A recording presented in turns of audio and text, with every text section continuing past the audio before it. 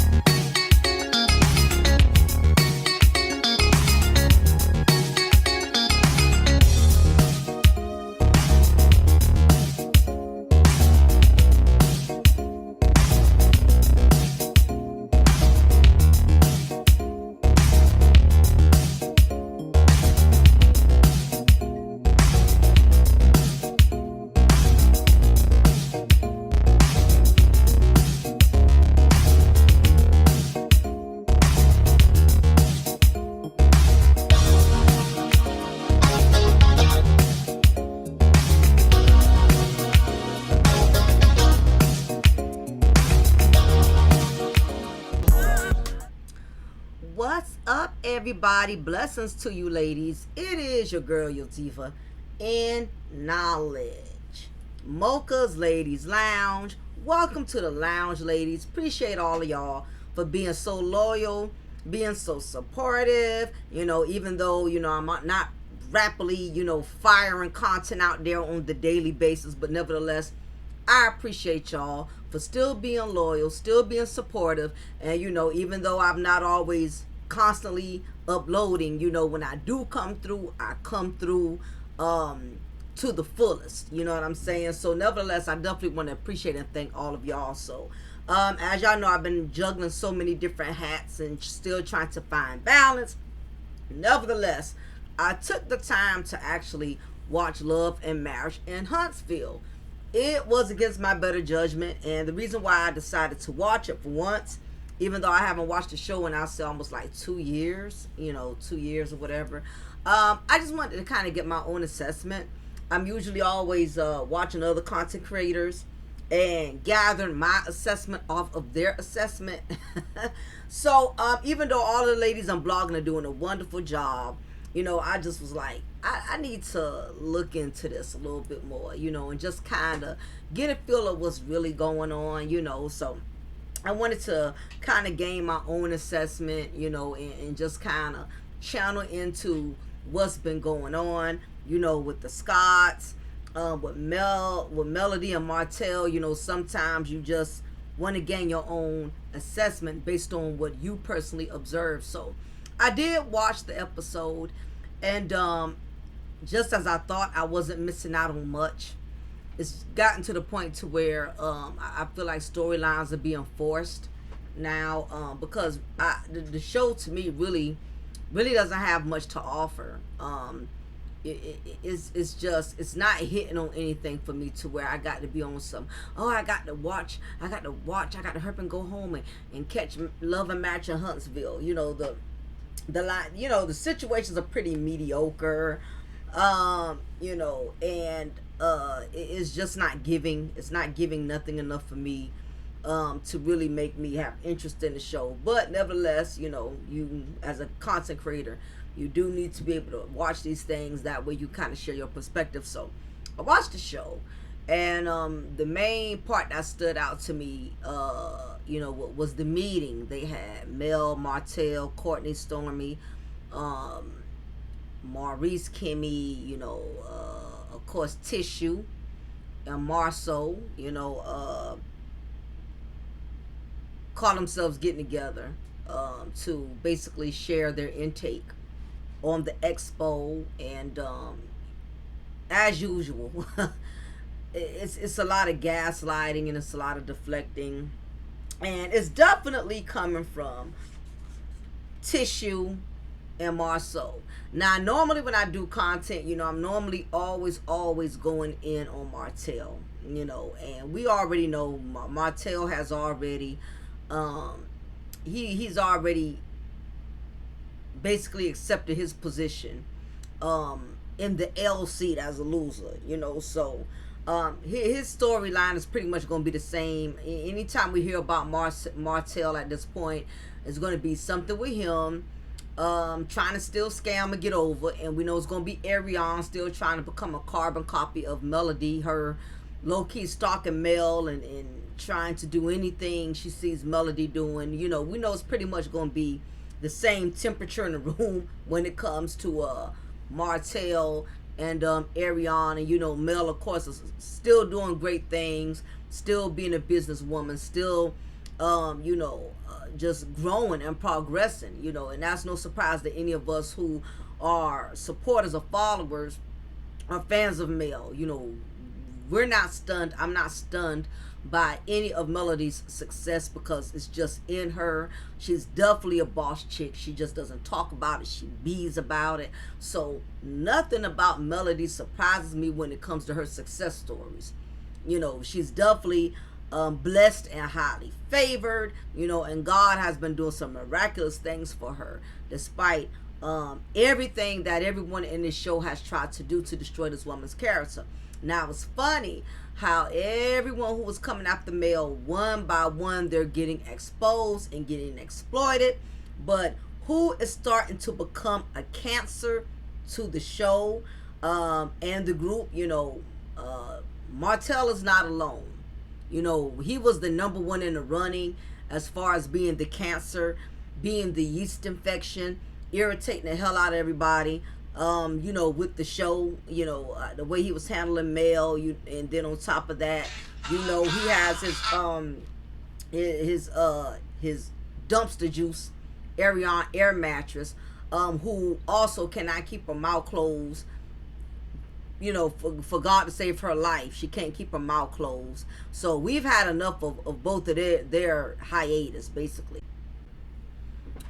Many of the bloggers have, you know, pretty much explained and described the event, the situation that took place, you know, during the meeting, during the encounter with Tisha and Marsau. I want to take a different spin on it. Again, we already have a lot of content creators. Big ups to Caramel Rail, True T, Chit Chat with True T, and you know, all of the ladies that's already covered and did a review on the most recent episode. I don't think I pretty much got to explain that. I'm pretty certain everybody did a great job on giving y'all their perspective as to what happened. But the main thing that stood out for me, looking at Marsau's narcissistic character traits, and Tisha especially, suffering in her submissiveness. And this is the part I want to hit upon, y'all. This is my whole purpose of doing this content. Not that so much just cover the situation and do a review on Love and Marriage in Huntsville. All the bloggers, like I said, are already doing that, and they're doing a fine job. Y'all don't need to hear a whole nother theory as far as me stating from my perception based on that different situation. But what I wanted to state was Tisha's submissive suffering. And it's a lot of married women that are actually having the same similar issue. If they're not dealing with it currently, is many women who have dealt with it. Or if not, there's probably a woman right now. You could be that woman that's married and you're suffering under submission. And this is the term I personally came up with. And I'm going to tell you why I came up with the theory, submissive suffering. You have some married women who have just learned to go along to get along. And basically, that means they just want to avoid confrontation. They want to avoid, being too opinionated with their husbands, because they know if they were to share their own perspective, or if they would have put in too much input, that automatically that husband is A, going to become defiant, B, he's going to control her by talking over her, dominating the conversation, or C, he's just going to ignore it altogether, Or D, you have some that will listen, but they're still going to do it their way. And it seems like to me, Marsau has already given that vibe of whatever Tisha says, however she feels, is irrelevant to him.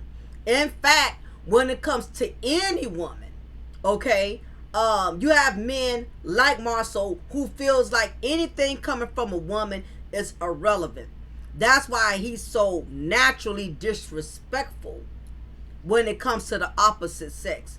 He does it with his own wife. And I noticed that you have some of these narcissistic husbands, the way they treat their wives, they think they could apply those same narcissistic traits to every woman.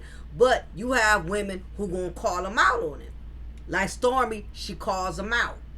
Mel, she had that personal interaction with him, and she called him out, letting him know, I know what you're doing. You're trying to discredit me. Well, that's because he does it with his own wife. And honestly, you know, I can attest to this. You know, my father-in-law is very dominating. Very dominating. When I say my mother-in-law is highly submissive, we're talking about Celie and Mr. from The Color Purple. So, in the initial beginning, this was very new to me, seeing a woman not having no say-so. Because I come from a family in which women, we will stand up. I've seen my aunts stand up to their husband. I've seen my mom stand up. The women in my family are not pushovers. You know, we know how to be submissive, but we're not pushovers. Yes, I see my mother cook, clean, treat my father like a king or whatever, but at the same time, you know, she wasn't a slave to him. You know, and I think submission and slavery, a lot of people get the two confused, but we'll get on that later. My father-in-law, on the other hand, I see my mother-in-law, I witnessed her become more of a slave versus falling in alignment to being submissive. You know, submissiveness to me is a woman that is willing to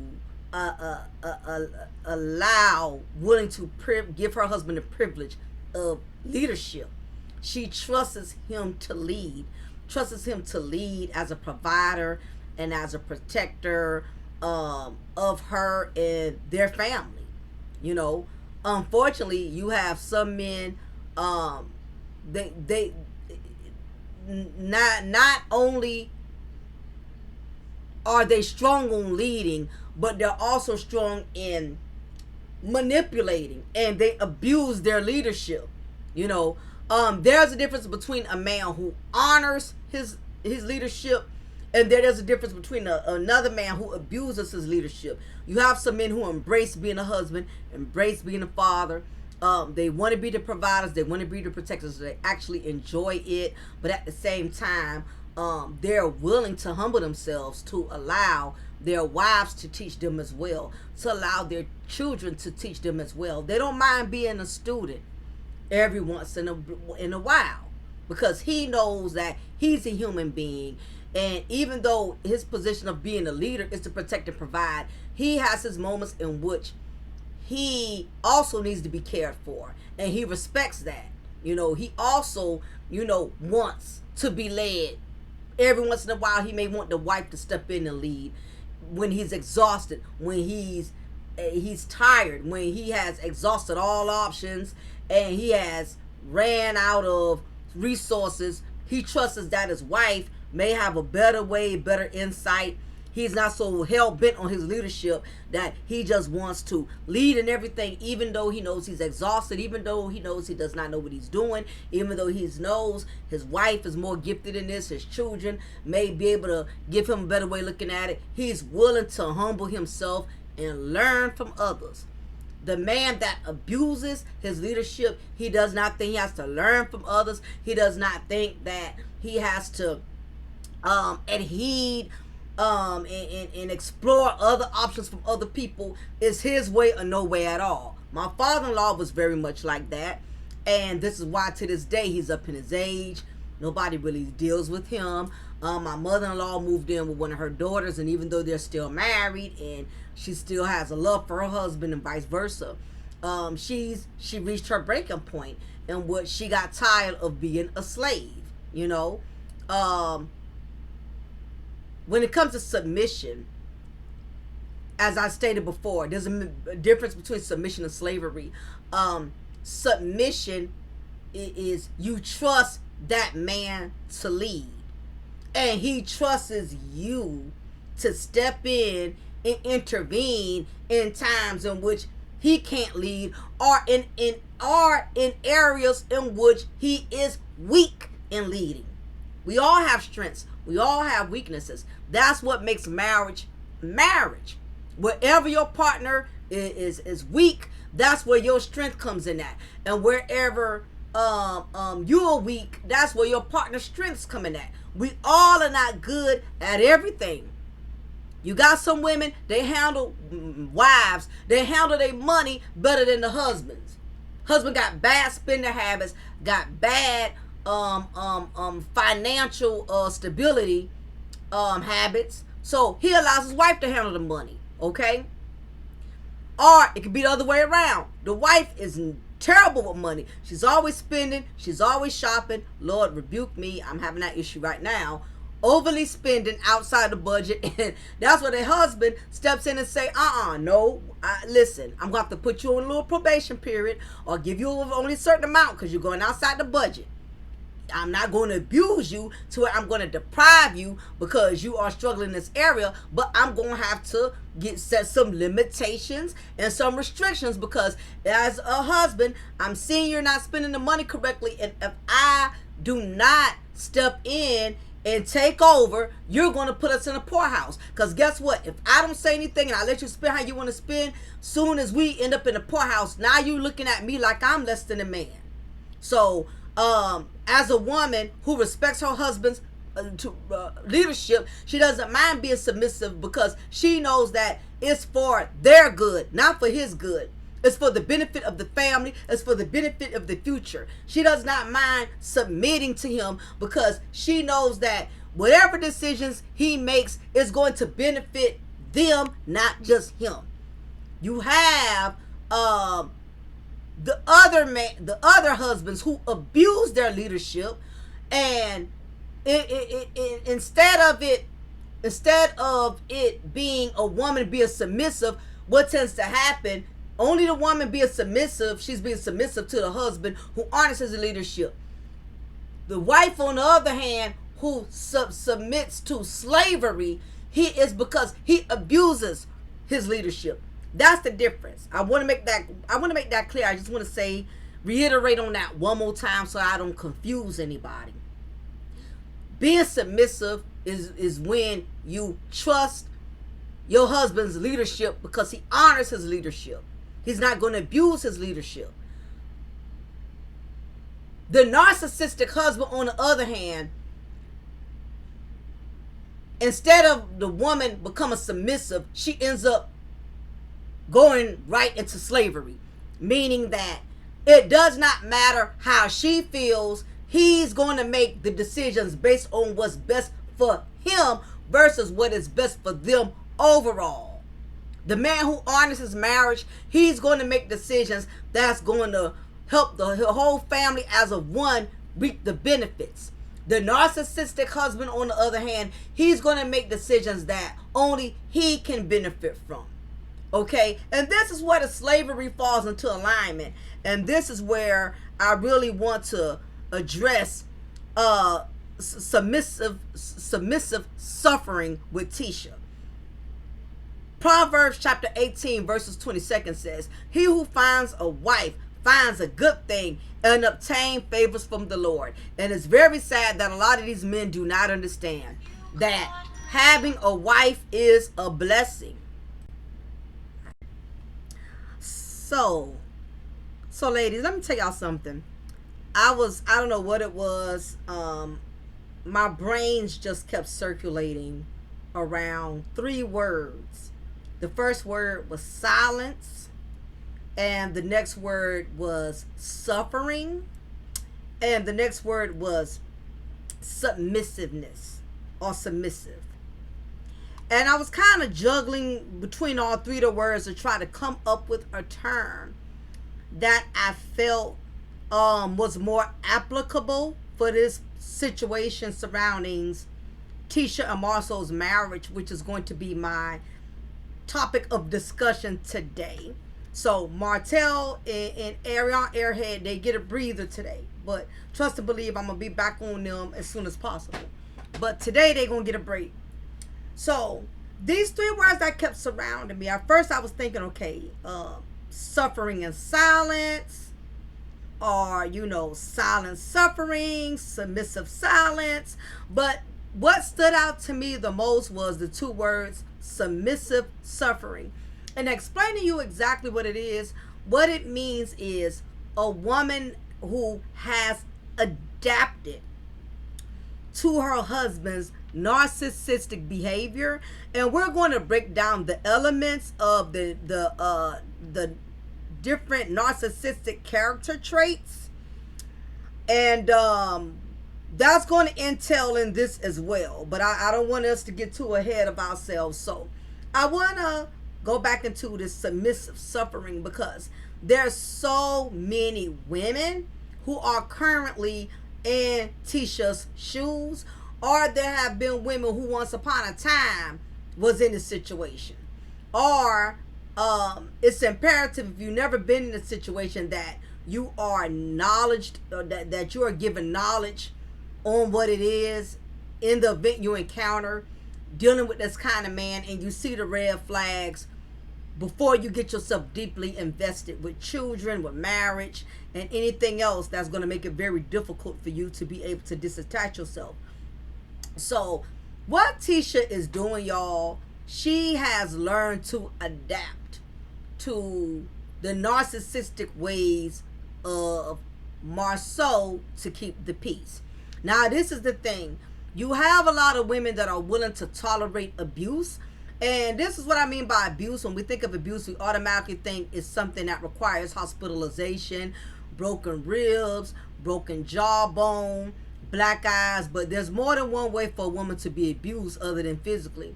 A woman could be abused emotionally and mentally. And a lot of people don't think that is bad, but it's actually just as bad, because at least with the physical, eventually the wounds will go away, you will heal. But when it comes to being emotionally and mentally abused, those don't heal right away. And the reason why they don't heal, because they're less evident to see. Anything that's less evident to see, the less chances of it healing. As someone once said, God cannot heal what you don't reveal. And the more that it can be hidden, the less chances of it being healed. If you can hide it, it won't heal. It's as simple as that. They even tell you when it comes to certain wounds that you let it air out. You don't apply a Band-Aid, because sometimes when you apply a Band-Aid, it actually affects the wound worse. But if you remove that Band-Aid and you let that wound be exposed to some air, it actually will speed up the healing process. And what is going on is that you have Tisha, who has learned to be submissive in silence. She has learned to be submissive even in suffering. So she has basically accepted the fact that Marsau's feelings are going to come first. Marsau's opinions and suggestions are going to come first. Marsau's way of seeing things are going to come first. Tisha's input is not valid. The only time Tisha has a purpose or she has a role to play is when Marsau needs her to do what he wants her to do. In other words, he is the one who leads everything. He leads the decisions. He leads the business idea. He leads where the money should go, how it should be spent. The only time Tisha is allowed to come in is where Marsau needs her to come in, when it's convenient for him. So if he needs Tisha, we're going to say allegedly, anything I say in this content is just based on entertainment and educational purposes only. Everything that I use in this content is strictly fair use and based off my opinion. That is my disclaimer. So, only time Tisha comes in, Marsau allows her in, gives her permission, is when he needs her to do something. So if he needs her to sign off on some loans, we're going to say alleged. If he needs her to put some signature on getting any income from somewhere, whether if it's through allegedly PP loans, allegedly bank loans, whatever means he will use to get what he wants, that is when he allows Tisha to step in. You have a lot of married women, they have no purpose, they have no significance to the husband unless he needs her to do something legally or illegally to get him where he needs to be. Now, it's a lot of women that are currently incarcerated or sitting in prison because they trusted the leadership of their husbands that told them, all you got to do is sign this paperwork. All you got to do is create these fake check stubs. All you got to do is create these businesses and make it look like they're legitimate in order for us to be able to benefit from this. Now, what the narcissistic husband does is he will convince the wife into believing that if she does specifically what he says, even if she knows in her heart it makes no sense, even though her intuition is telling her, girl, it ain't right, you don't need to be doing that, you don't need to put your life on the line, you don't need to be doing all this illegal stuff to please your husband. In her mind, he has already programmed her into believing he knows what is best. And in many cases, a lot of these women, they know they're being played for a fool. They know they're being manipulated. They know their husband is running game on them. But you have a lot of women like Tisha. They're so asphyxiated on the word marriage. They hold that word husband too hard. Okay? You have some women that, regardless of how conniving, how corrupt their husband is, they feel like as long as that man is their husband, that they should just go along to get along and accept the process, even if her womanly intuition is telling her not to trust it. She's so asphyxiated with being a wife, and there's nothing wrong with pleasing your husband, but don't be so asphyxiated being a wife that you're willing to jeopardize your own integrity, your own freedom in some cases, just to appease to your husband. Because you have some women that are more infatuated with the idea of marriage than actually having a marriage. Okay, you got some women, they're very infatuated with just being able to say they got a husband, with being able to say they married. Listen, I'm a married woman, and I cannot stand being around women who want to brag and put their husbands on the pedestal all day. It's very frustrating. It's annoying as hell. I think it's childish. If you and your husband are in a good place and you're happy and you're in love, I have no problem with that. But when you have some women who try to, who constantly brag on their husbands and their marriage to make other women feel bad, especially if she feels like she's in a better place. And I've always felt that vibe from Tisha, that because she feels like she's the last one standing, especially women like Tisha, who's already low-key hating on Melody, which we all know that. Any of us who've been following the show for quite some time, we know that Tisha does not like Melody. But what we do know, Tisha would not admit it, but she admires Melody. Let me tell you something. The more you got something people admire, the more they will hate you. Okay? Yes, Tisha has her husband. As far as she's concerned, Mel don't have her husband. She has her husband. So she thinks she has a one-up on that. But at the same token, Tisha is seeing how Melody is able to make a lot of boss moves without Martell no longer being in the picture, manipulating and having control over where the money goes, how the business is operated. She sees that Melody is no longer under that same threshold, that Melody is no longer under the thumb of Martell's control. And I believe strongly that Tisha despises male, not just because she's male, but because of the liberation and the freedom, and the fact that she's seeing Melody make so many moves without Martell there to hold her back. And she, on the other hand, you have to realize Tisha wants to be Melody so bad. She can't. Why? Because the narcissistic husband, Marsau, is there directing everything. So therefore, she will never be able to do what Melody does. And this is not to say that she wouldn't be just as bad. She wouldn't be just as good. Because one thing about women, we are gifted multitaskers. So when we put our minds to something, that we want to do something, we are blessed. We are gifted. And I really believe Tisha, as nasty and mean and snooty as she is under this false diva mentality that she tries to act like she has, I believe that if she had the right support, she could make a lot of magic. She could make a lot of things happen.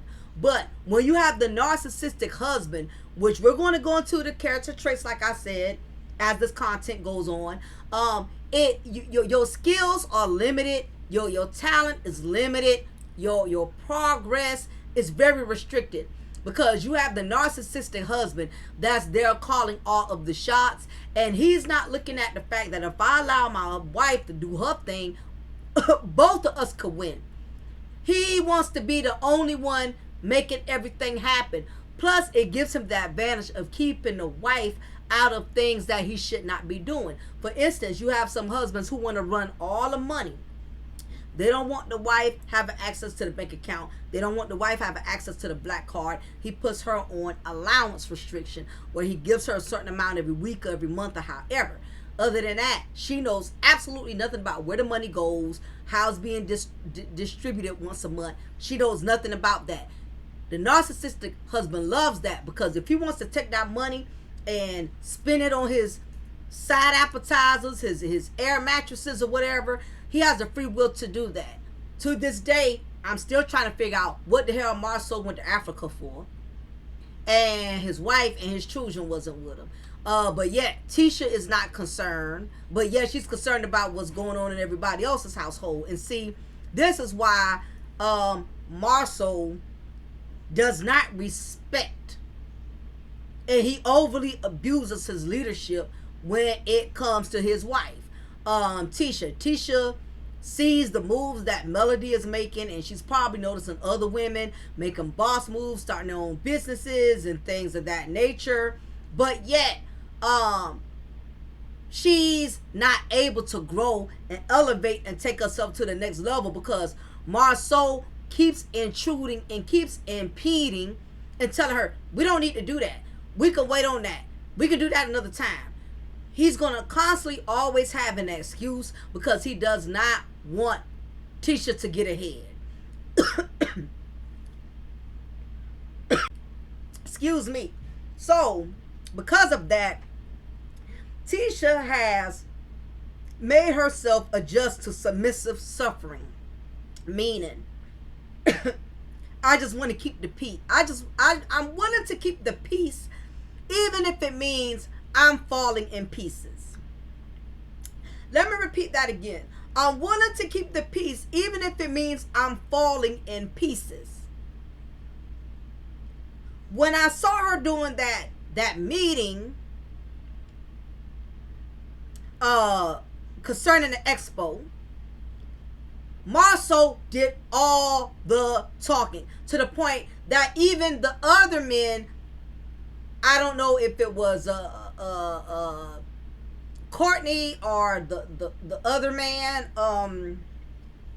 Stormy's significant other, I'm not sure. I don't keep up with the show like that, y'all. But I will say that even the other man had to call him out, because he was noticing. Now, this is somebody else's husband now.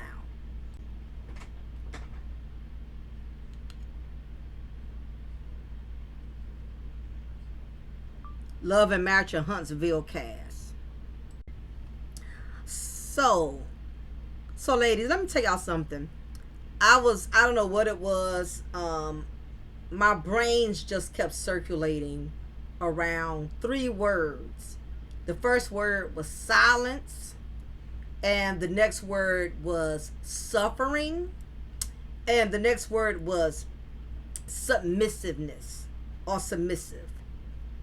And I was kind of juggling between all three of the words to try to come up with a term that I felt was more applicable for this situation surrounding Tisha and Marsau's marriage, which is going to be my topic of discussion today. So Martell and Ariana Airhead, they get a breather today, but trust and believe I'm gonna be back on them as soon as possible. But today they're gonna get a break. So these three words that kept surrounding me. At first I was thinking, okay, suffering and silence, or silent suffering, submissive silence. But what stood out to me the most was the two words submissive suffering. And explaining to you exactly what it is, what it means is a woman who has adapted to her husband's narcissistic behavior. And we're going to break down the elements of the different narcissistic character traits, and that's going to entail in this as well. But I don't want us to get too ahead of ourselves. So I want to go back into this submissive suffering, because there's so many women who are currently in Tisha's shoes, or there have been women who once upon a time was in this situation.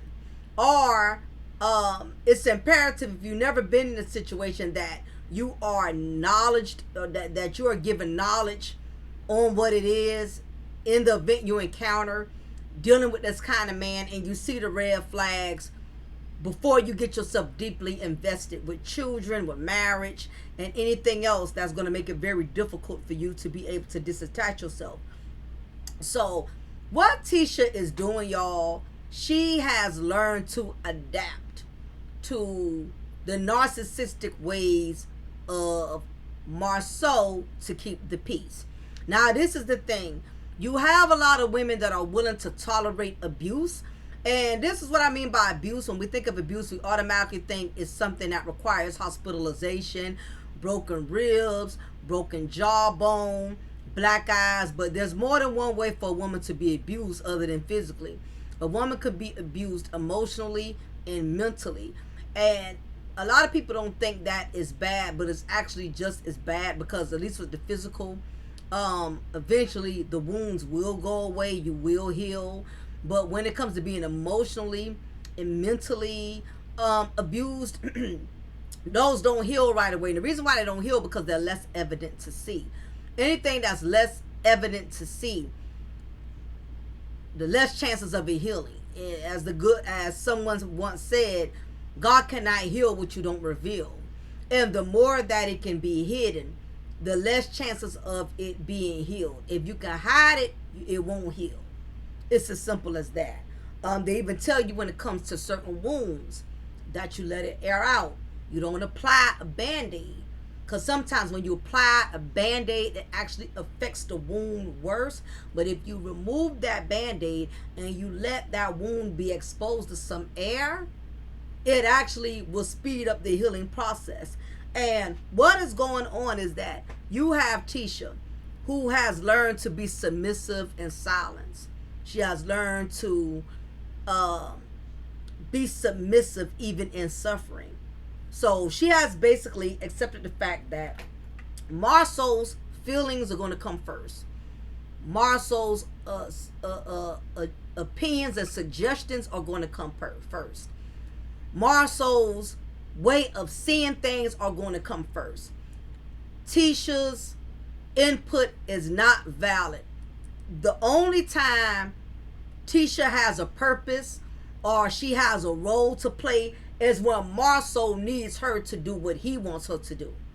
Other words, he is the one who leads everything. He leads the decisions. He leads the business idea. He leads where the money should go, how it should be spent. The only time Tisha is allowed to come in is where Marsau needs her to come in.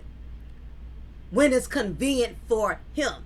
So if he needs Tisha, we're going to say allegedly. Anything I say in this content is just based on entertainment and educational purposes only. Everything that I use in this content is strictly fair use and based off my opinion. That is my disclaimer.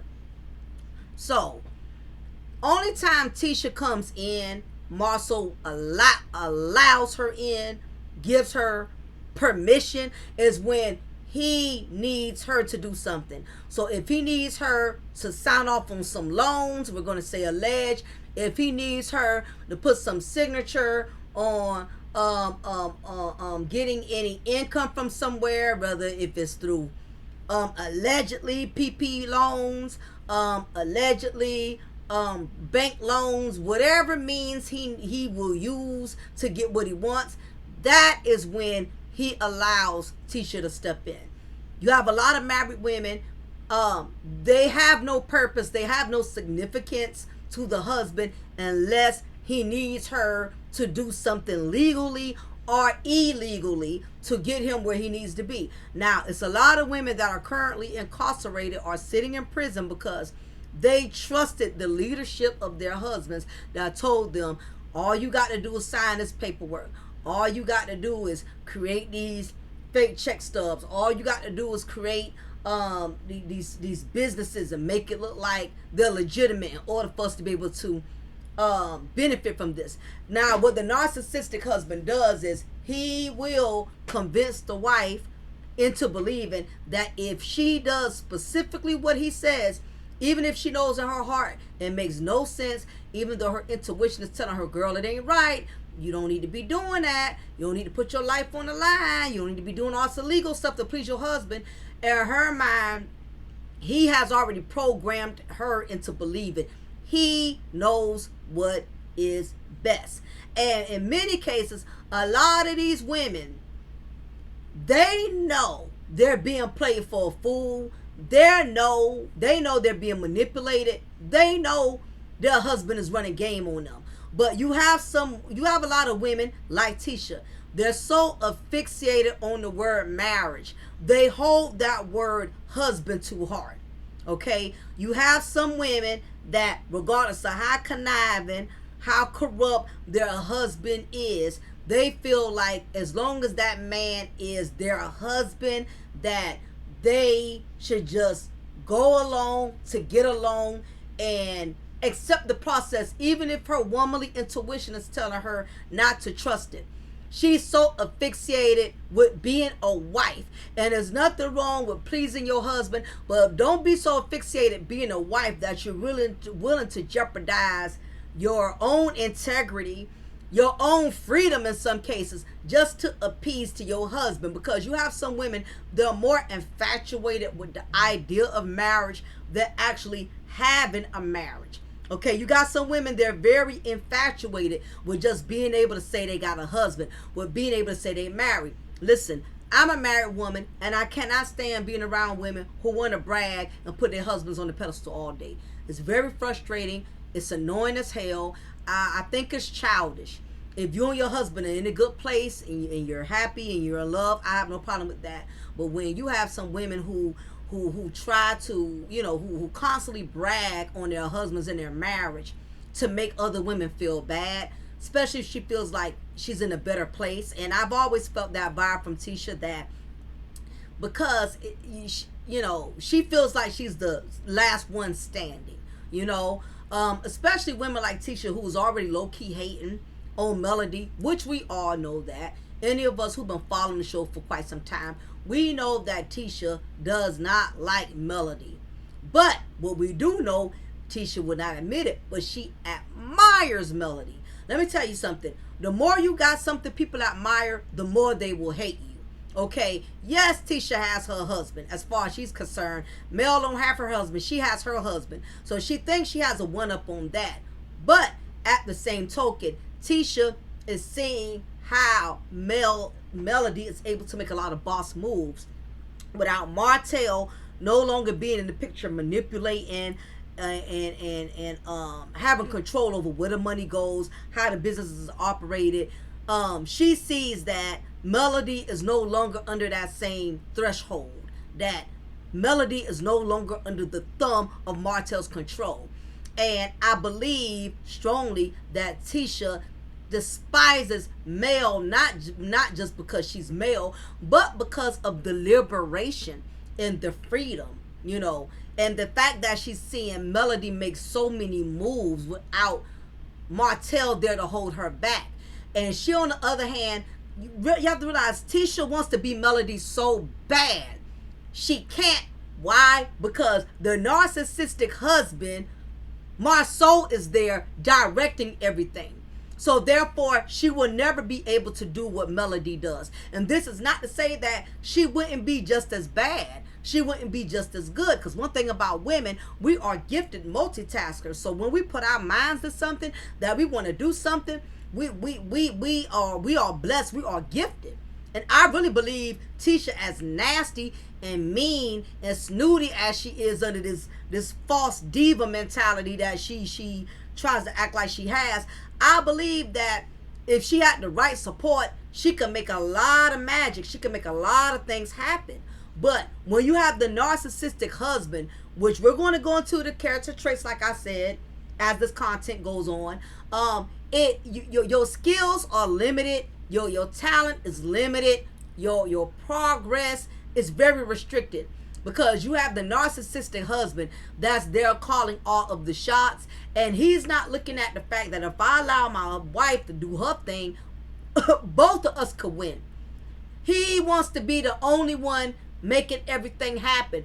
Plus, it gives him the advantage of keeping the wife out of things that he should not be doing. For instance, you have some husbands who want to run all the money. They don't want the wife having access to the bank account. They don't want the wife having access to the black card. He puts her on allowance restriction, where he gives her a certain amount every week or every month or however. Other than that, she knows absolutely nothing about where the money goes, how it's being distributed once a month. She knows nothing about that.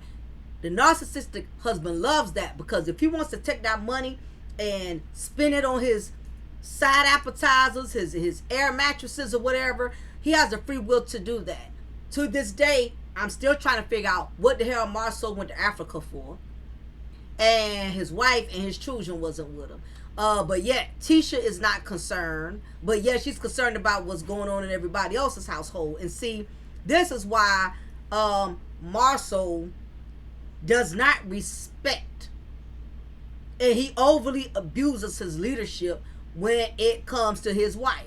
Tisha sees the moves that Melody is making, and she's probably noticing other women making boss moves, starting their own businesses and things of that nature. But yet, she's not able to grow and elevate and take herself to the next level, because Marsau keeps intruding and keeps impeding and telling her, we don't need to do that. We can wait on that. We can do that another time. He's going to constantly always have an excuse, because he does not want Tisha to get ahead. Excuse me. So, because of that, Tisha has made herself adjust to submissive suffering. Meaning, I just want to keep the peace. I'm willing to keep the peace, even if it means I'm falling in pieces. Let me repeat that again. I'm willing to keep the peace, even if it means I'm falling in pieces. When I saw her doing that meeting concerning the expo, Marsau did all the talking, to the point that even the other men, I don't know if it was Courtney or the other man, Stormy's significant other, I'm not sure. I don't keep up with the show like that, y'all. But I will say that even the other man had to call him out, because he was noticing. Now, this is somebody else's husband now.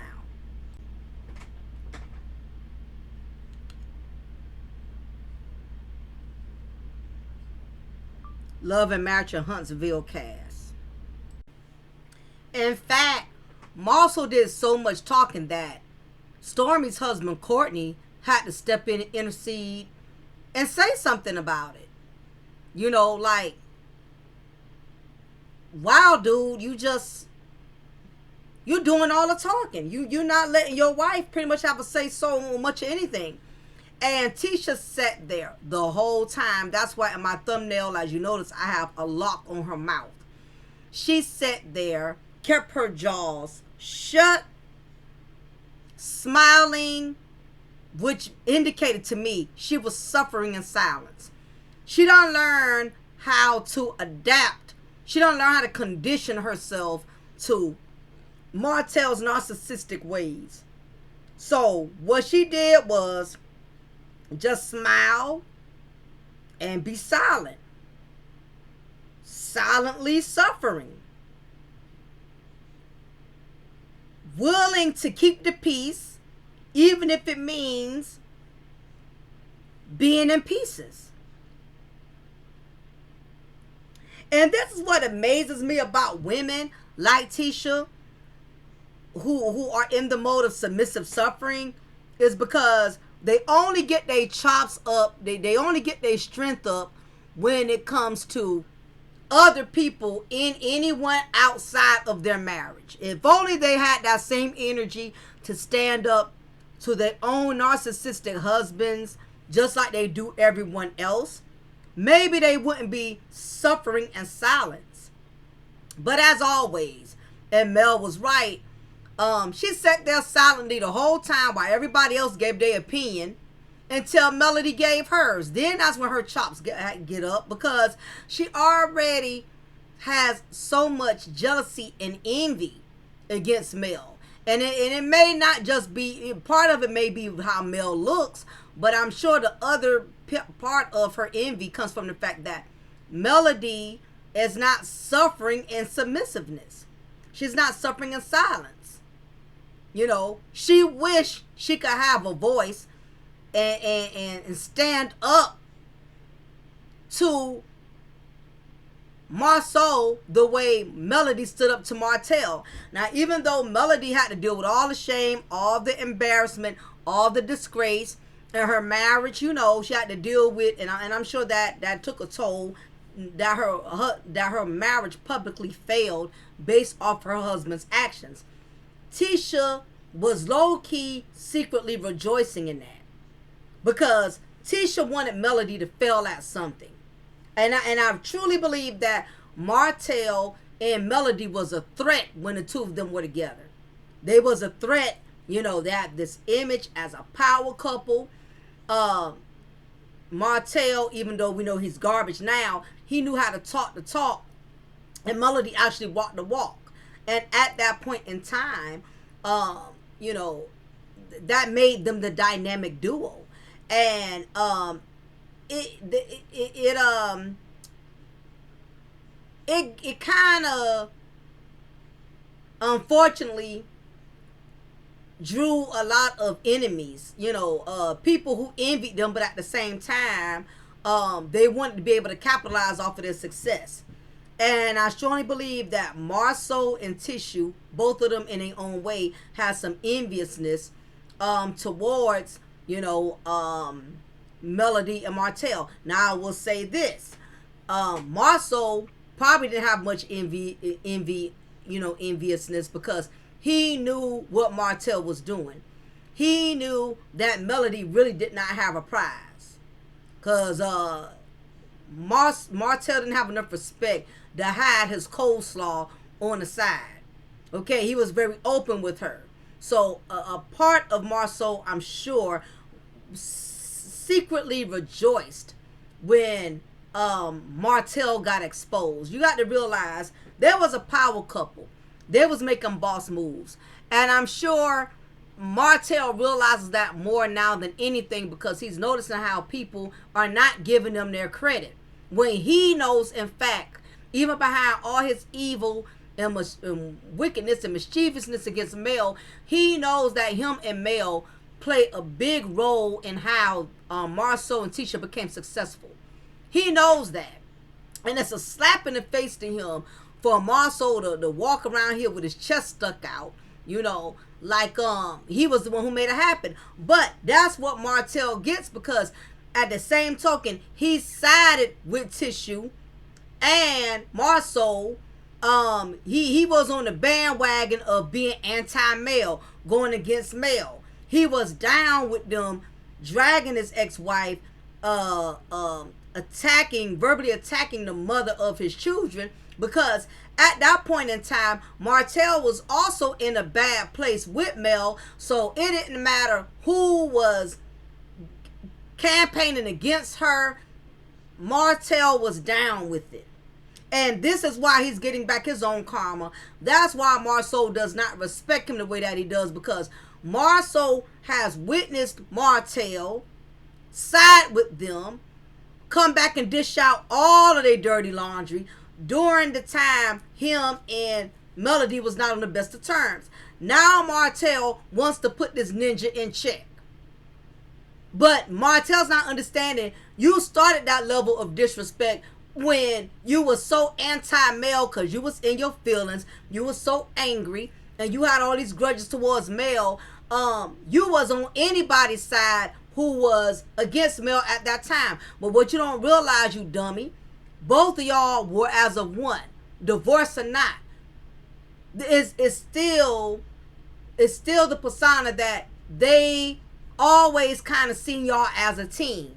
So they seized at the opportunity of being able to cause more division. And Martell made that very easy. By being the a-hole that he is, he was Team Tisha and Team Marsau at the time.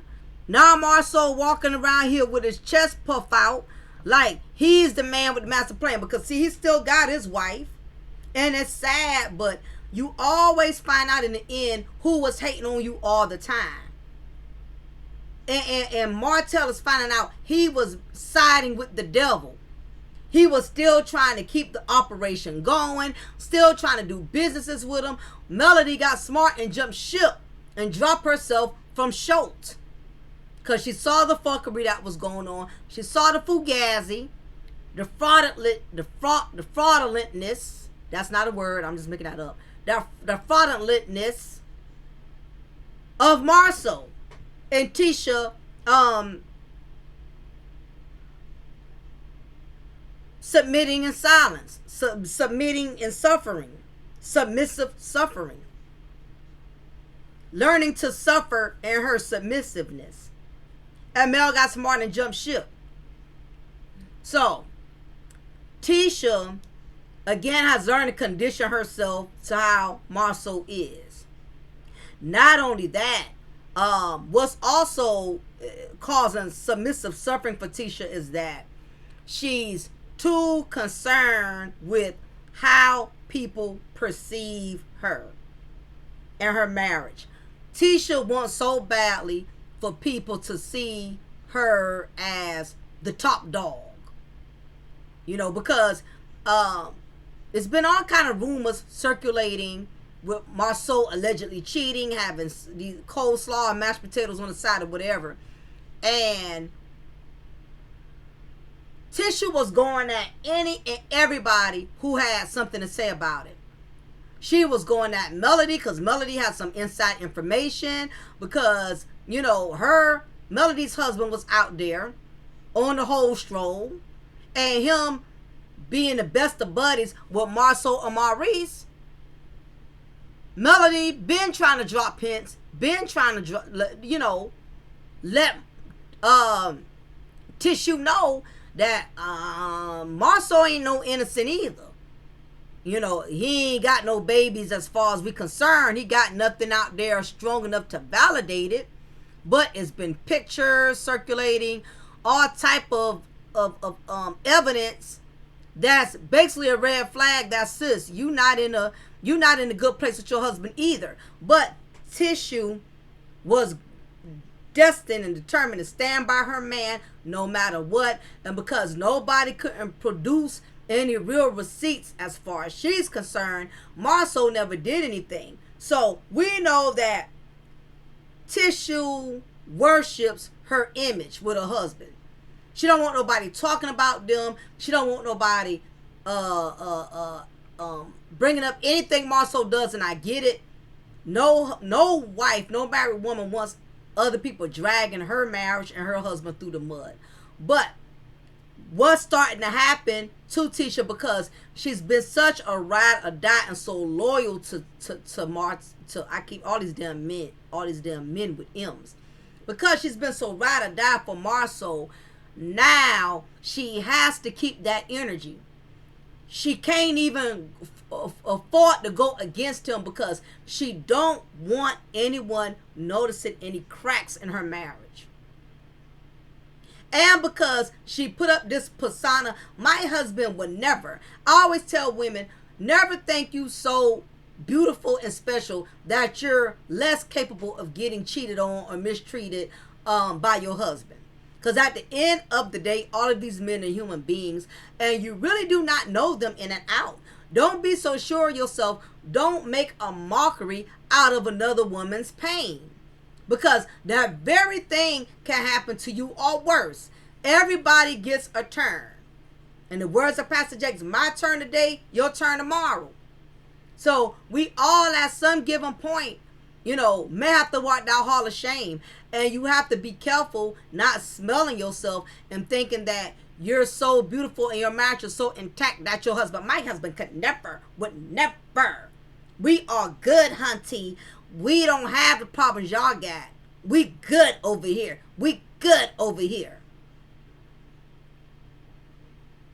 And that same energy will have egg being thrown in your face when these men step outside of the marriage and embarrass you and disgrace you. You have to, I hate to be the bearer of bad news, I hate to be Debbie Downer, you have to give people room to disappoint you.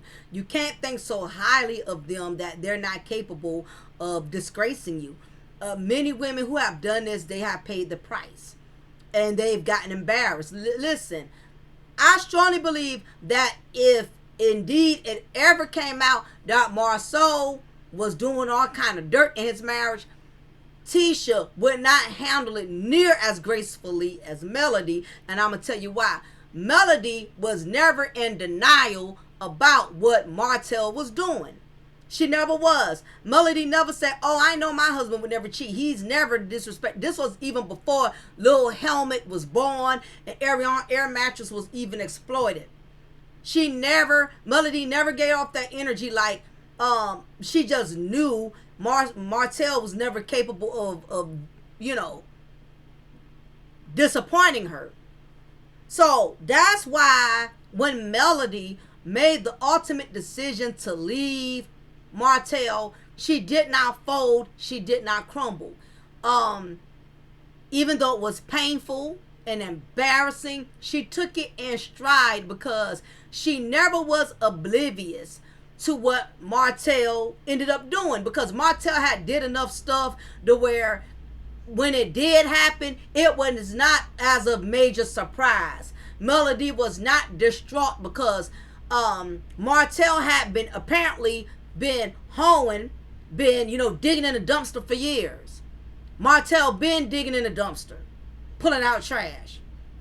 So when it happened, Melody was able to gracefully move on without jumping over the rail, without derailing and losing her mind. Listen, pain is a strange thing. Pain will make you react in ways you never thought you could react. There's women in prison now because a man they loved hurt them so bad. There's women who are in the grave, who took their own life. Kate Spade, rest in peace. Loving a man so much that, and he wouldn't reciprocate that, and mentally they couldn't cope with it. It's women who done took their own lives because of it. Women, they crumble, they derail when they done put so much into a man who has failed them. You have to be a strong woman, and most importantly, a woman of God, to be able to endure that kind of pain, still bounce back, and still be able to be great, like Melody is doing. Wendy Williams, even in her condition, It takes a lot. People, listen, bloggers, we all get together and talk about this. It does make good tea. It does make good content. But let me tell you something. Until you have been there and experienced that kind of pain and embarrassment, it is no joke. Listen, that kind of pain will make your heart stop. All of these women who bash Melody, talking about Melody, they wouldn't be able to walk in Melody's shoes for 2 minutes. They would have ended up on medication in an insane asylum in Rikers Island prison.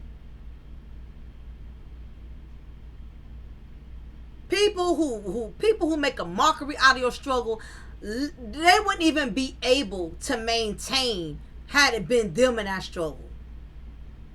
I'm like this. You can talk about my struggle, but I bet you wouldn't be able to survive it like I have. You wouldn't be able to overcome it like I have. The main people who talk about your struggle, let them get in it. They wouldn't be able to handle it near as gracefully. Or the opposite. In some cases, those who talk about you during your hardships, during your downfalls, they can get in that same exact situation and handle it way more gracefully than you. Listen, I believe if Marsau had an outside child, Tisha would still be, that's still my husband, so what? She'll I believe she'll stand by quicker than Melody. For her to be so judgmental and looking down on Melody, she would probably be the main one, still stay with Marsau, no matter what. Or she'll be the complete opposite. Shoot, Tisha may end up unaliving Marsau because she just that sure herself that he would never have the balls to do that to her. It'll go either or. That's why, listen, I don't get hype off of women who got an opinion about me and my situation, things that I've encountered in my marriage, things that I've gone through, because I've seen women do one or both. They either get in the same exact situation and they deal with it better than you, or they completely derail and handle it worse than you. It's one or the other. That's why I don't get hype off of women who got so much to say about what a man and a woman is going through in their marriage. Because when it's their turn, you get a whole different outlook on life. I've seen women talk other women into leaving their husbands. And, you know, because she shared something painful that happened, and her friend told her, you need to leave him. I wouldn't deal with that if I was you, Only for her to turn around and get married, her husband do the same thing, or worse, and now it's her turn to give advice. Oh, girl, I don't care what nobody say. I'm sticking with my husband. Yeah, I get it, but we gonna get through this. I'm not losing my man. And you turn around like really? I left my whole marriage listening to her. Now that it's her turn, oh, she's a stand by your man. But when I was willing to stand by my man, oh, it was a problem. I'm stupid. I'm dumb. That's why I don't get hype off of nothing women tell me. At the end of the day, Mocha gonna do what's best for her. And I advise all of you women up in this chat room. I don't care what mama, sister, whoever, what women or men got an opinion about your relationship or your marriage. You do what's best for you.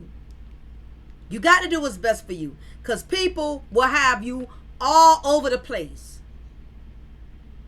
And they get in the same situation. It's their time to cross that bridge. They ain't doing half of what they told you they would do. I done seen it 1,000 times. I done seen things get really messy in the marriage, and that husband and wife stick through it, and their marriage got better. And I've seen others where they stood through it and it got worse. So it just all kind of depends. You cannot apply what one person may apply for them, it may not necessarily work for you. And you got to have the wisdom to know the difference. You cannot make you cannot make decisions at the heat of the moment, because you end up doing something stupid.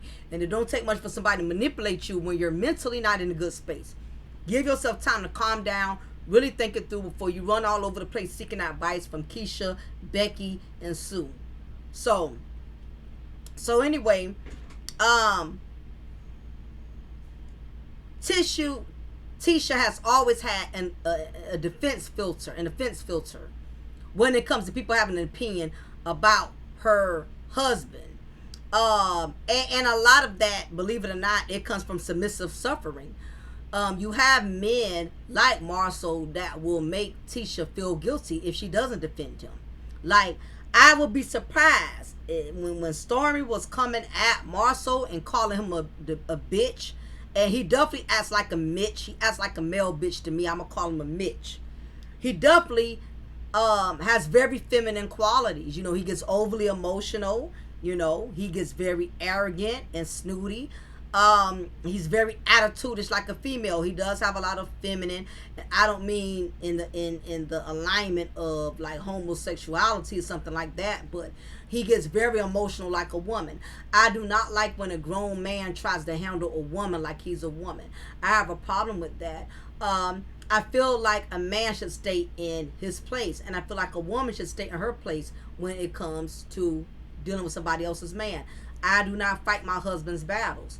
I feel he is man enough and mature enough and wise enough to handle the opposite sex on his own. Now, if he get too turned up and he's done all he could possibly do, now it's time for wifey to step in. Now, I'm going to get you right together. Same thing. I don't call my husband every time a male or the opposite sex tries me or, you know, comes at me in the wrong way. Once I handle it, that's it, you know. Now, if it's getting to a point to where I know it's too big for me, I have to call my backup. I got to call my husband, let him know, hey, you got to get this dude. I done already checked him. I told him once, I told him twice. He's still harassing me, still calling me. And that's just that, you know. So, Tisha is stuck between a rock and a hard place because she is suffering being submissive to Marsau. Tisha does not really know her place as a wife because Marsau has never honored that. He's never really honored her place. He's only honored her when he needs her to sign off on a loan or need her to handle some business or do some paperwork. And this is the reason why, even when Marsau was getting disrespected, Tisha wouldn't even defend him. Now, my thing is, we know Marsau's a jerk, and we know that, you know, and we know he's a bully and everything. But the way she sat there and she allowed Stormy to call him out, his name, I think that was unacceptable, because I'm quite certain if Tisha would have did that to Courtney, all hell would have broke loose, because Stormy already seems like a firecracker. To me, she comes off as a grenade. It does not take much for her to blow up. I don't like dealing with females who got that personality of being a grenade, that you look like you would just blow up. And she's already hot-headed. She's very aggressive. And again, Tisha Balls only gets big when it comes to male because she's threatened by male. She's not as threatened by Stormy as she is by male. So therefore, she didn't check Stormy. And then not only that, Melody is much graceful. Melody will put you in your place, but she's not going to take it to a hood rat level unless you get hood rat. I'm already getting hood rat ratchet vibes from Stormy.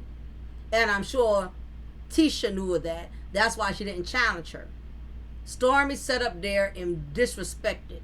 And the thing about it is, it could be also, maybe Marsau didn't have a problem with Tisha not defending him to a degree, because Marsau wants to run everything anyway. He even wants to run how he handles things without Tisha intervening. He may be one of those husbands, he may not really take it personal if his wife didn't defend him, because he doesn't want her having no say-so in anything, even if it comes to protecting him. He may be just that controlling. Listen, you got some men that are just that controlling. They don't even want their wives to defend them. I got this, go sit down, back up, I got this, I know what I'm doing. Or the narcissistic in him, narcissistic behavior, get with her behind closed doors. How you gonna sit up there and let her disrespect me like that, and I'm your husband? How you gonna sit up there and not defend me? You know, if he's really embarrassed about it, then that's when the narcissistic behavior come in, where he'll confront Tisha behind closed doors and say, you should have said something, you should have put her in her place. How you let somebody disrespect me and I'm your husband? Now, it could be either or both. Either he wants Tisha to shut the hell up and don't get involved, and Tisha has learned to adjust to submissive suffering. I'ma be quiet, but you could tell it was written. It's written all over your face. It was written all over her face. It was so much she wanted to say. It was so much, you know. Didn't say nothing until Mel said something. When Mel had an opinion about the expo, that we should have been clear on the before, the during, and after. No, we should have only been clear on everything that was after. But like Melody said, well, why would we just want to be clear on everything that happened after, where it's the before that led to the after? Just being straight combative with Mel, and Mel got her right together, because Mel done figured out, Mel been know Tisha got a problem with me. She gonna always come for me, so I'm gonna always get ready to come for her. When you know a broad got a problem with you, you waiting for her to get out of pocket. And that's what Mel had to say. Don't demean, don't disregard what I got to say now. Don't make what I got to say irrelevant, because she knows that Tisha always have her bullets in the chamber ready to shoot when it come to her.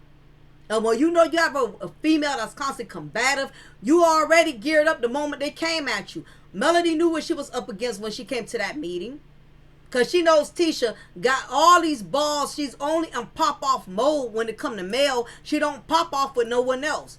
She sat there under submissive suffering. Marsau did all of the talking. It makes her look like a child. When you're under submissive suffering, you will allow yourself to be treated like a child. We've seen Marsau tell Tisha to be quiet, shut up, stop bringing that up, stop talking about that. And he definitely doesn't want Tisha pushing an issue that can possibly cause him to get exposed. I remember it was one episode where Tisha kept wanting to bring up something about Melody and Martell. I can't remember what it was, but that was like many seasons ago when Melody and Martell was not in a good place. And Marsau was mumbling, was, you know, speaking underneath his breath, shut the F up, be quiet, because in other words, he knows Martell got some dirt on him too.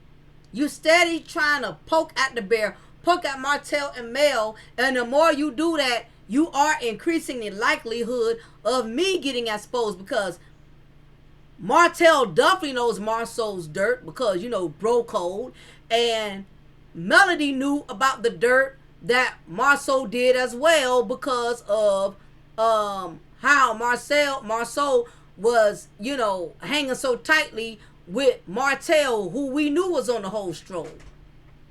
So Marsau didn't want that kind of heat, but apparently now Marsau has gotten beside himself, and now he thinks he can bite the hand that feeds him. He thinks that he can disrespect Melody by overly criticizing her accolades and her accomplishments.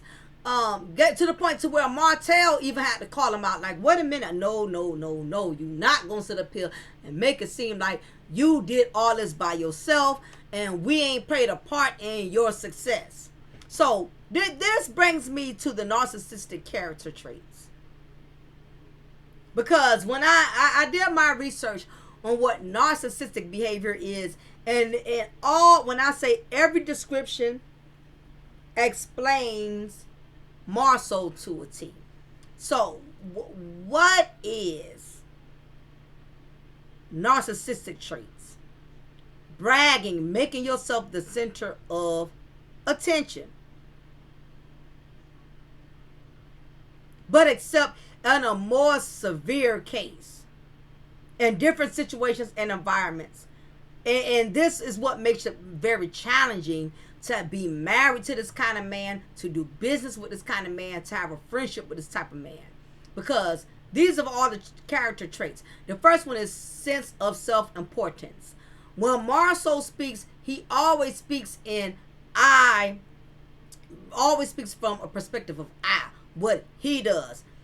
I notice he takes a lot of credibility for the accomplishments. For the one or two things that have gone right, that he was able to accomplish, he makes it a big deal. And even in the process, not giving homage to those who helped him. Like Tisha didn't put her work in. Like Melody and Martell, like other people who had it like that, who helped them to get to where they were. He thinks of himself as being the one who has made it all happen, which is the sense of self-importance. The next thing is preoccupation with power, beauty or success. We definitely could leave out beauty because there's nothing beautiful about Marsau but power. And a lot of his power comes from, I feel, making a living off of scamming people. I feel like that's how he has developed this sense of power. Because I personally feel, and I'm going to say this is alleged based off my opinion, I don't believe Martell got to where he is by being a good guy. I really think he schemed people. I don't think he got through with hard work. Whatever little hard work he put in was just enough to make it look like he was really doing something. I do feel like a lot of his success comes from the people he trampled over to get it. Marsau has a gift of gab, so I really believe he's so self-absorbed with power and success, and he only thanks himself for it. He feels he is the only one who has ever made it happen. Next is entitled. Marsau definitely has a big case of entitlement. He thinks he's entitled to everything. And this has caused Tisha to fall under submissive suffering. Marsau has already made Tisha feels that what he wants comes first, because it's that sense of entitlement. And to keep the peace, even though she's falling in pieces, she's allowed Marsau to have this sense of entitlement. Like everything belongs to him, he deserves it all. And she gets whatever the hell he leaves out for her to have. He gives her what he feels she deserves. Next, the narcissistic person can only be around people who are important or special. That if that's not Marsau, I don't know what is. Marsau is just like Martell. He's trying to get in where he can fit in. He's trying to get to high places by getting in good with people who he feels has money, has some type of authority. He's having these, black party functions and all, trying to network with people who he feel can get him to the next level.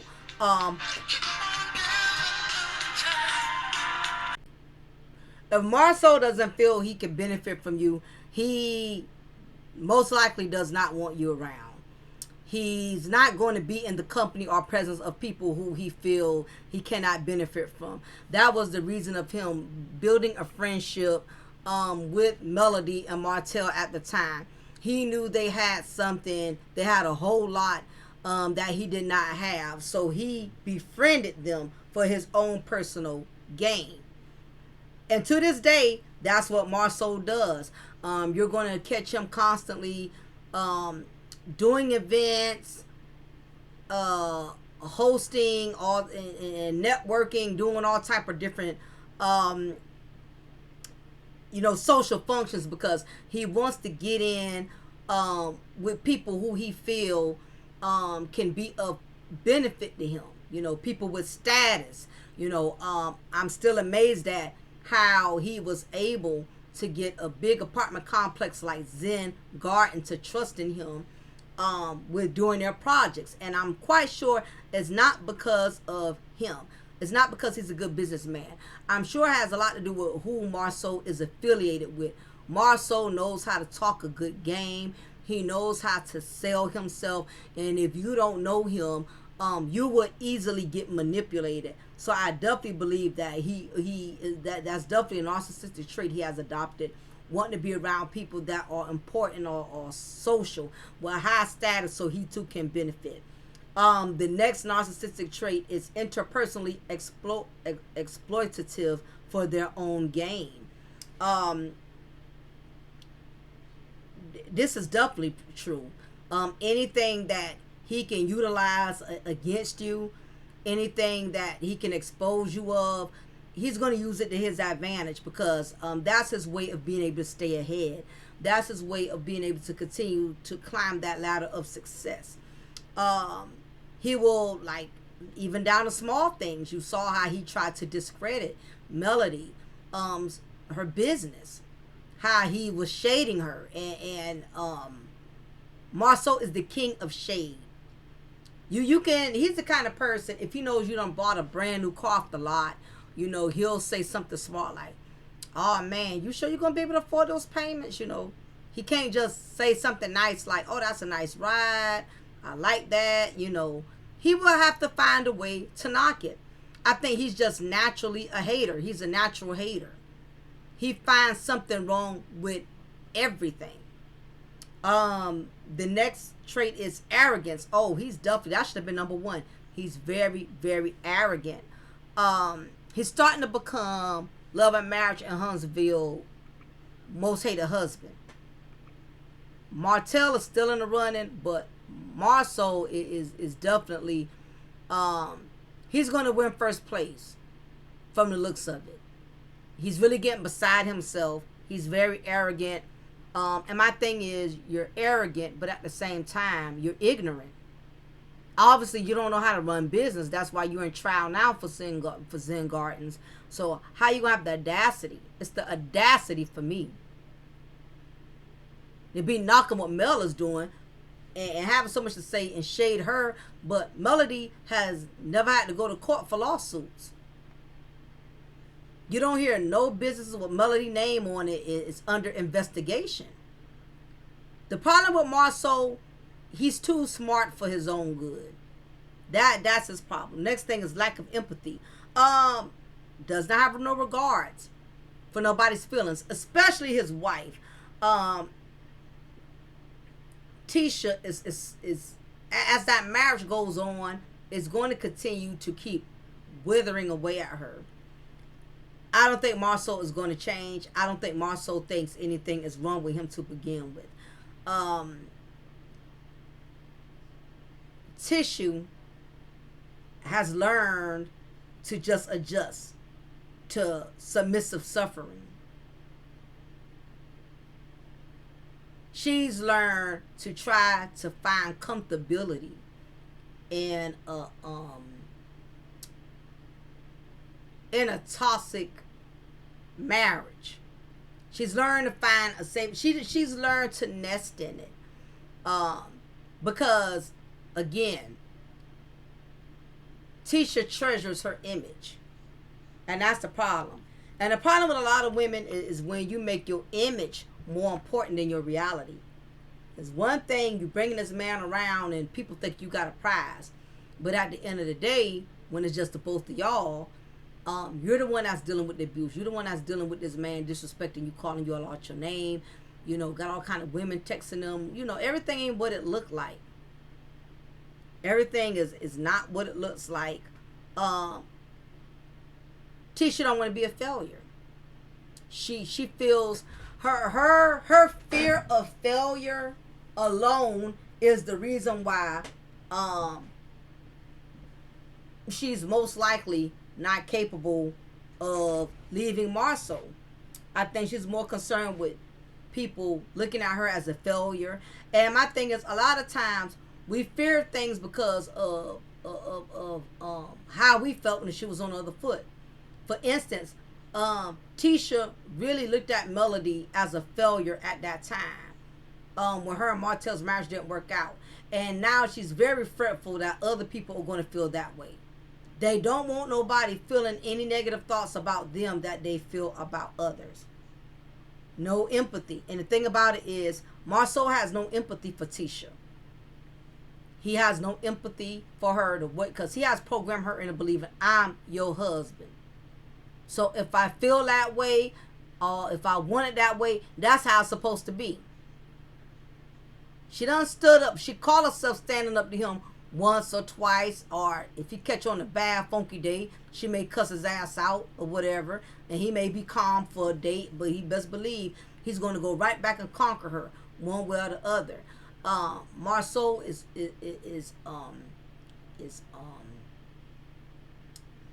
manipulative, but he's also smart. He knows that Tisha is more concerned about them looking like they got a good marriage versus actually having a good marriage. He actually likes the fact that she's willing to put up this united front right along with him, as if they both are in a happy place with each other. But at the same time, he has no empathy for Tisha. He has hurt her feelings several times. I'm sure for her to go getting all this BBL and all of that, Marsau probably said something about her weight. Marsau is the kind of person, whatever your weaknesses are, that's the main thing he's going to attack. Must be admired. This is the reason why Marsau wants to take all of the credit. He doesn't want his wife, Martell and Melody, who once upon a time was stepped in and been there for him. He does not want anybody getting any kind of credit. He wants to be the only one that's admired. He wants all the attention on him. So we know that's definitely a valid trait. And envious of others, or believe that others are envious of them. He's definitely that. Marsau is always thinking somebody wants to be like him, when in actuality, he's the one that wants to be like them. All of a sudden, y'all want all these businesses and different projects when y'all knew nothing about this stuff until you got with Melody and Martell. And they showed y'all the ropes. Now y'all acting like y'all had it all the time and nobody helped y'all to get there. I don't have a problem with successful people. I know people personally. I got somebody in my family like that now. Very well off. Very successful. Accomplished a lot. And they're rich and they're well off. But the problem is, although they are wealthy, you know, they act like they got there by themselves. You know, somebody kept your kids for you to go to college, for you to have that big beautiful home you living in. Somebody let you borrow their car. Somebody paid your school books. Most of the time when it comes to success does not happen by itself. Somebody played a part in it. Somebody kept your kids. Somebody put gas in your car. Nobody's gotten successful by themselves. Somebody somewhere has. You had help somewhere to get your success. Somehow, some way, I strongly believe that all of this fronting and flexing, it is going to come back and haunt them. It's going to come back and catch up with them. And with this trial that's in process with the Zen Garden thing, if that totally goes left, which I believe it will, because Marsau has not been looking well during this trial. He has not been answering these questions with a lot of confidence. He's not looking good at all based on the way he's been answering the questions and conducting himself, you know, in the courts. If they get found guilty and end up having to do some time or end up having to pay back all of this money, I strongly believe that is when Tisha and Marsau is really going to show themselves for who they truly are. When a person is tested and they have to go through something that is way beyond what they're used to dealing with, that is when you will see that person for who they truly are. I really believe that when this case is said and done, and they end up getting found guilty and end up having to answer to all of the charges, due to the accusations that have been made against them, we're really going to see what their marriage is made of, because that's when you really see people for who they truly are. When it comes to trials and tribulations, we're going to see Marsau for the kind of husband he is. Is he going to throw his wife under the bus? Is he going to be a stand-up dude and accept his accountability? Is he going to throw his wife up under the bus? We're really going to see what their marriage is really made of. I do believe that Tisha has sat there and saw Marsau do a lot of illegal things. I believe she's seen Marsau do other people in. I believe Tisha has definitely witnessed Marsau do a lot of dirty things, and she's right there covering it up for him. And it's fortunate that a lot of women don't understand. When you protect their husbands and their dirt, what ends up happening is you end up getting buried up under that same dirt that you witnessed them do to other people. Tisha does not have a voice. She's very biggity, and being biggity and having a voice is not the same thing. She knows how to get biggity with other people, and I think what's causing her to do that is displaced anger. She's taking a lot of her frustration out on other people, like Mel and whoever else, and her frustration is really with her own marriage, really with her own husband. You can just tell the way she sat there silently. It was a submissive suffering. You know, I'm going to be quiet because I know if I say anything, you know, my husband is going to come at me. He's going to embarrass me. You know, I'm just going to be quiet and let him do all the talking. Even though I know I have a lot to say and I feel what I have to say is important, but to keep the peace, and because I don't want Marsau getting all overly emotional and verbally attacking me and putting me down, insulting me, disgracing me, you know, I'ma just keep the peace. She knows that if she was to challenge any of Marsau's viewpoints, especially publicly, Marsau would take all his attention off on the topic at hand, and he will basically narrow in on putting her in her place. She does not want that. Tisha is one that has shown me she cannot handle embarrassment. She will fold under embarrassment. She does not like to look bad. That's why she sat there smiling and putting up this united front, but at the same time, you could tell she was suffering. She can't do nothing with Marsau. Nothing is more painful for a woman to have a husband who thinks you're so dumb that he does not trust you to say anything. Or a husband that's so threatened by your intelligence, he feels like your advice is going to outshine his. Your perspective is going to, undervalue his. You know, that other people are actually going to agree with you. He's threatened by that, you know. But what it is, Marsau has already programmed Tisha into believing she's not that smart. She doesn't know what she's talking about. And because she loves him and worships and treasures him that much, like a pastor of mine once said, whatever you treasure will be the very thing to destroy you. And because she treasures him so much, she's willing to suffer, not speak, not teach, not share her thoughts on anything, because she idolizes him just that much. She put it this way, she idolizes her marriage to him more than her integrity. You know, she'd rather keep her marriage than to keep her integrity. Her marriage is more important than her self-esteem. Her marriage is more important to her than her standing up for herself. And that's where it's at. I strongly believe that's Tisha's issues. Her image is more important than her well-being.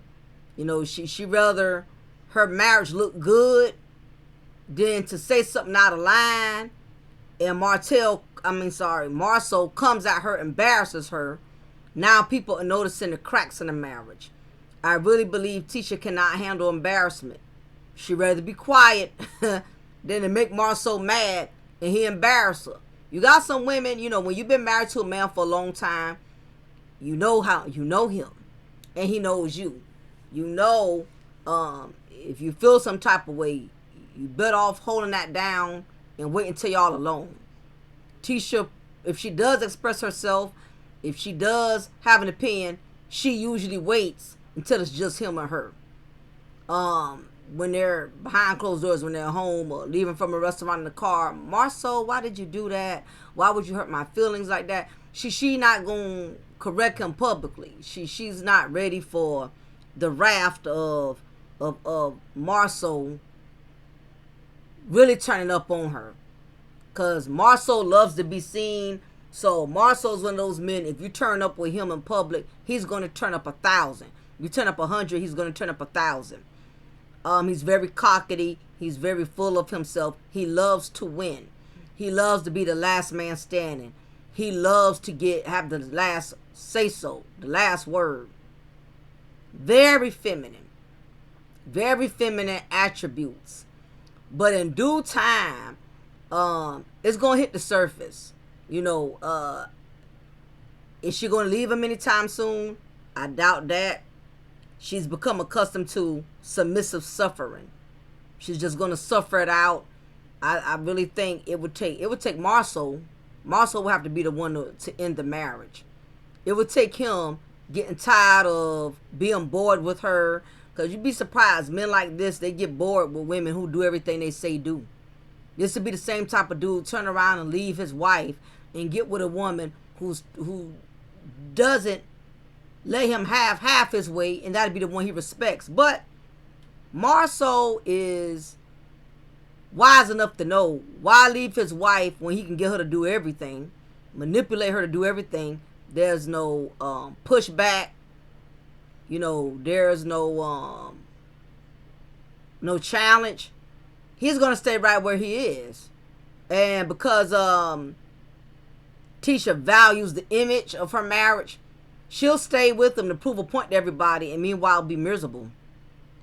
She'll be miserable and just cry about it behind closed doors, or try to put a lot of her misery into the energy of talking about other people, bashing other people, or, you know, getting more body work done, anything to try to pacify her suffering to Marsau. It's going to be interesting.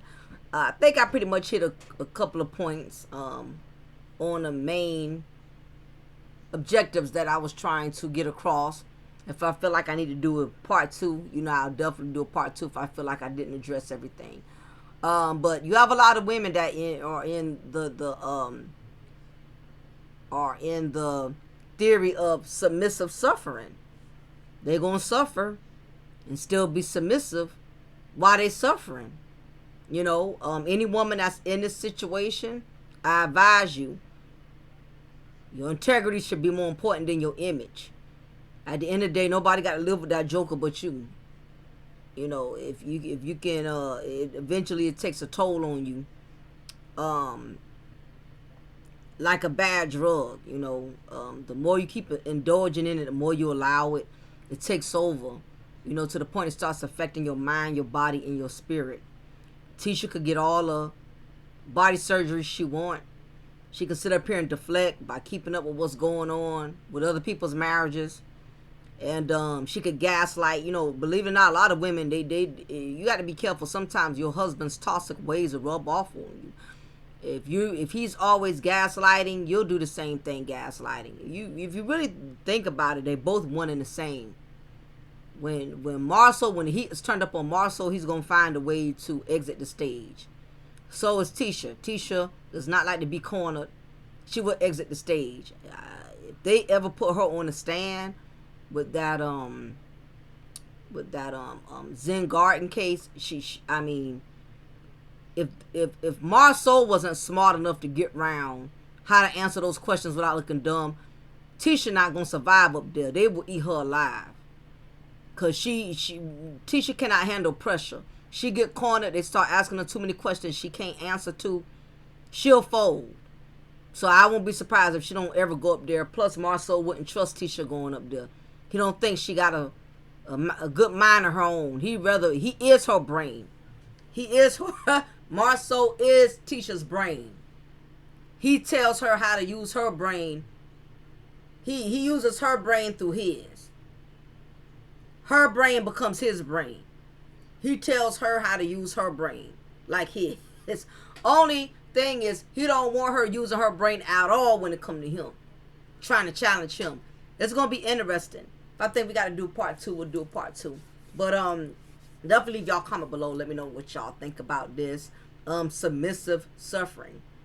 Do y'all believe that Tisha is willing to keep the peace, even if it means being disrespected, even if it means being treated like she holds no value, you know, just so she could avoid conflict, even if it involves being torn into pieces. Like I said, you have a lot of women, they want to be torn into pieces just to keep the peace. What's y'all opinion? Do y'all think this is a business move for her? You know, that it's about the money. I don't know if it's really about the money. Don't look like they got much of it. I just feel it unraveling. This is like a twin tower situation. I just really feel like somewhere it's crumbling, and when it does crumble, it's going to completely collapse. They're trying to put up this united front. I think it's only a matter of time before we really start seeing things unfold between the both of them, especially with this lawsuit. This lawsuit really gonna kick it in the can. So we'll see how it turns out. Anyway, y'all, it's been lovely.